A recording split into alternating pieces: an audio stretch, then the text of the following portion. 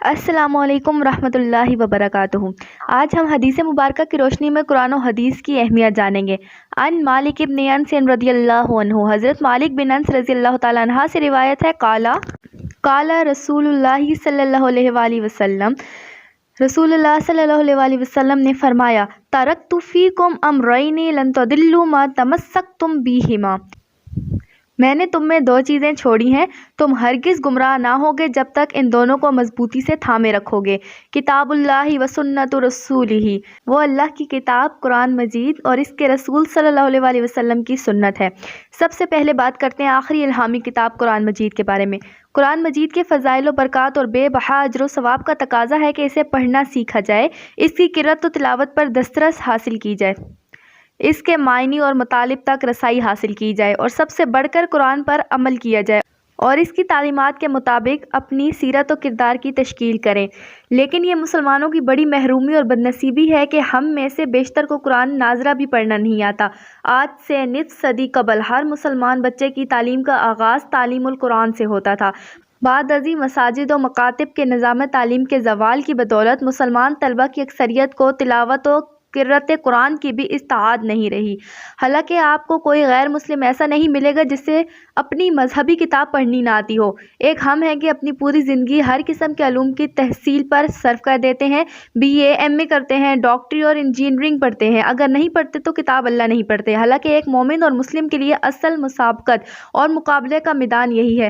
ان حضور صلی اللہ علیہ وآلہ وسلم نے فرمایا، دو شخصوں پر رشک جائز ہے، ایک شخص وہ جسے اللہ نے مال دیا اور وہ اپنا مال رات دن اللہ کی راہ میں خرچ کرتا ہے، اور دوسرا وہ آدمی جسے اللہ تعالیٰ نے قرآن کا علم دیا اور رات دن قرآن کی تعلیم و خدمت میں لگا رہتا ہے۔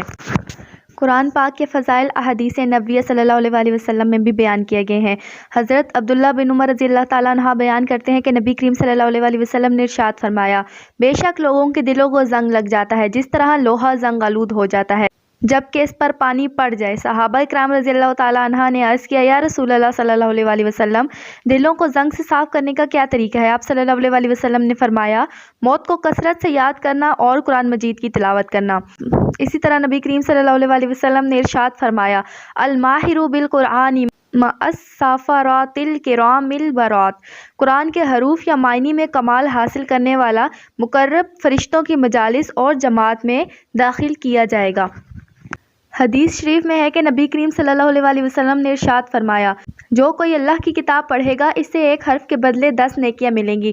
میں یہ نہیں کہتا کہ الف لام میم ایک حرف ہے، بلکہ الف ایک حرف ہے، لام ایک حرف ہے اور میم ایک حرف ہے۔ نبی کریم صلی اللہ علیہ وآلہ وسلم کا ارشاد گرامی ہے، افضل عبادات امتی تلاوت القرآن، میری امت کی سب سے افضل عبادت تلاوت قرآن کریم ہے۔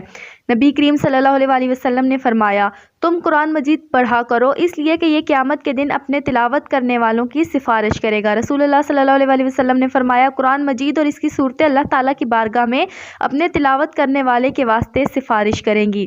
حضور اکرم صلی اللہ علیہ وآلہ وسلم نے یہ بھی ارشاد فرمایا، حافظ قرآن کو کہا جائے گا، تو قرآن کریم کی تلاوت کرتا جا اور جنت کے درجات اور منازل پر چڑھتا جا، تیری آخری منزل وہی ہوگی جہاں تو تلاوت ختم کرے گا۔ نبی کریم صلی اللہ علیہ وآلہ وسلم نے ارشاد فرمایا کہ حافظ قرآن کی شفاعت سے اس کے قربا میں سے ایسے 10 آدمیوں کی شفاعت کر دی جائے گی جن پر جہنم واجب ہوگی۔ اسی طرح نبی کریم صلی اللہ علیہ وآلہ وسلم نے ارشاد فرمایا، تم میں بہترین، نیک اور فضیلت والے وہ لوگ ہیں جو قرآن پڑھتے اور پڑھاتے ہیں۔ حضرت معاذ رضی اللہ تعالیٰ عنہ کی روایت ہے کہ ان حضور صلی اللہ علیہ وآلہ وسلم نے ارشاد فرمایا، جس شخص نے قرآن پڑھا اور اس پر عمل کیا تو اس کے والدین کو قیامت کے روز ایک ایسا تاج پہنایا جائے گا جس کی روشنی سورج کی روشنی سے بھی تیز ہوگی۔ آپ صلی اللہ علیہ وآلہ وسلم نے فرمایا، بھلا بتاؤ تمہارا کیا خیال ہے اس شخص کے متعلق جو خود قرآن پڑھنے والا اور اس پر عمل کرنے والا ہو؟ احادیث مبارکہ میں جس دوسری چیز کو مضبوطی سے تھامے رکھنے کا کہا گیا ہے وہ رسول اللہ صلی اللہ علیہ وآلہ وسلم کی سنت ہے۔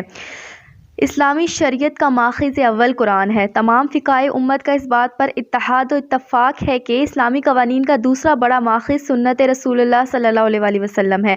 ہر دور کے علماء اسلامی احکام معلوم کرنے کے لیے سنت کی طرف رجوع کرتے رہے ہیں اور کرتے رہیں گے۔ رسول اللہ صلی اللہ علیہ وسلم نے جب حضرت معاذ بن جبل کو یمن کا قاضی بنا کر بھیجا تھا تو ان سے یہ دریافت کیا تھا کہ اگر کوئی حکم تمہیں اللہ کی کتاب میں نہ ملے تو کیا کرو گے؟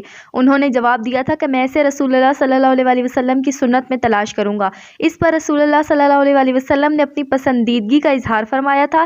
اس سے ہمیں یہ بات معلوم ہوتی ہے کہ سنت رسول صلی اللہ علیہ وسلم قرآن کے بعد اسلامی قوانین کا سب سے بڑا ماخذ ہے۔ سنت نبی صلی اللہ علیہ وسلم کو دین اور شریعت میں اہم مقام حاصل ہے، حتیٰ کہ اللہ تعالیٰ کی اطاعت و فرما برداری رسول اللہ صلی اللہ علیہ وسلم کی اطاعت اور اتباع کے بغیر ممکن نہیں۔ سورہ النساء میں اللہ تعالیٰ ارشاد فرماتے ہیں من یطع الرسول فقد اطاع اللہ، جس نے رسول اللہ صلی اللہ علیہ وسلم کی اطاعت کی اس نے گویا اللہ کی اطاعت کی۔ اسی طرح سورہ الاحزاب میں ارشاد ہوتا ہے لقد کان لکم فی رسول اللہ اسوۃ حسنات، تمہارے لیے رسول اللہ صلی اللہ علیہ وسلم کی حیات مبارکہ میں بہترین نمونہ ہے۔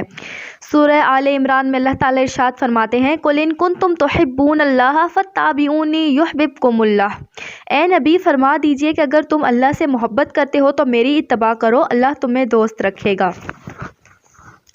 ایک اور مقام پر ارشاد ہوتا ہے وَمَن یُطِعِ اللَّهَ وَرَسُولَهُ فَقَدْ فَازَ فَوْزًا عَظِیمًا، اور جس نے اللہ اور اس کے رسول صلی اللہ علیہ وسلم کی اطاعت کی تو اس نے بہت بڑی کامیابی حاصل کی۔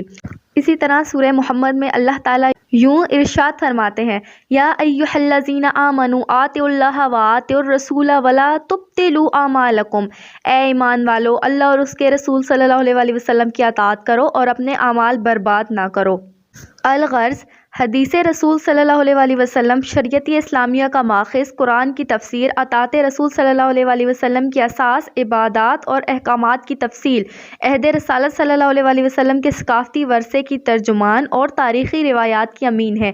اس لیے ان حضور صلی اللہ علیہ وسلم نے فرمایا تھا کہ میں تم میں دو بھاری چیزیں چھوڑے جا رہا ہوں، اگر تم ان پر عمل پیرا رہو گے تو گمراہ نہیں ہوگے، یعنی کتاب اللہ اور میری سنت۔ اللہ تعالیٰ ہمیں ان دونوں چیزوں کو مضبوطی سے تھامے رکھنے کی توفیق عطا فرمائے، آمین اللہم آمین۔